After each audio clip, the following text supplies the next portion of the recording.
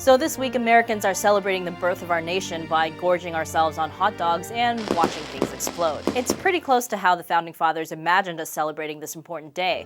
In 1776, John Adams wrote to his wife Abigail that Independence Day would be, quote, solemnized with pomp and parade, with shows, games, sports, guns, bells, bonfires, and illuminations, from one end of this continent to the other, from this time forward forevermore.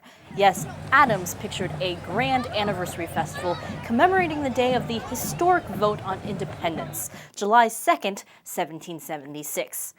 Wait, July 2nd? So why do we celebrate Independence Day on the 4th of July and not the 2nd? After all, on July 2nd, 1776, the Second Continental Congress voted on and approved a resolution of independence that declared that the 13 colonies were independent of the British Empire.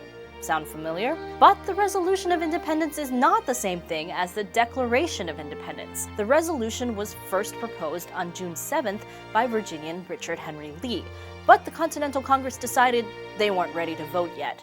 Even though fighting had already started more than a year ago at the Battle of Lexington and Concord, some of the colonies were hesitant about completely cutting ties with Great Britain, making their differences irreconcilable, so to speak. So they put it on hold. They also asked a committee to draft a document explaining why the colonies were doing what they were doing.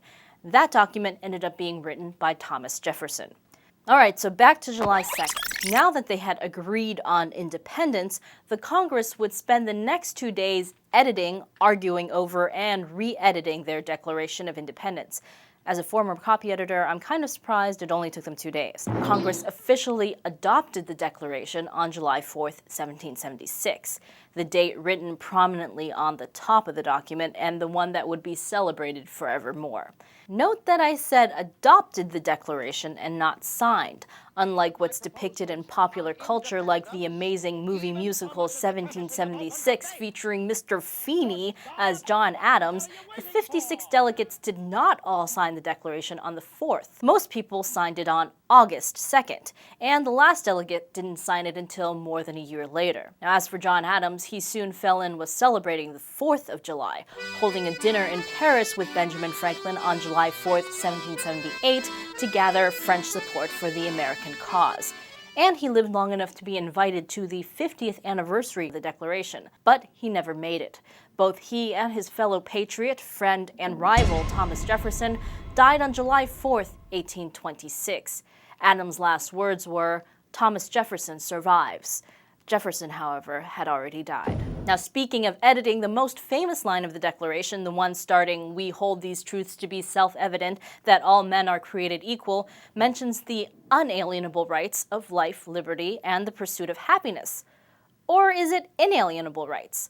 The first copies of the Declaration, as written by Jefferson, say inalienable, but the later printed version and the final signed version both say unalienable, leading to massive confusion about how to quote that line. Maybe that's one of those words they spent 2 days arguing over back in July of 1776.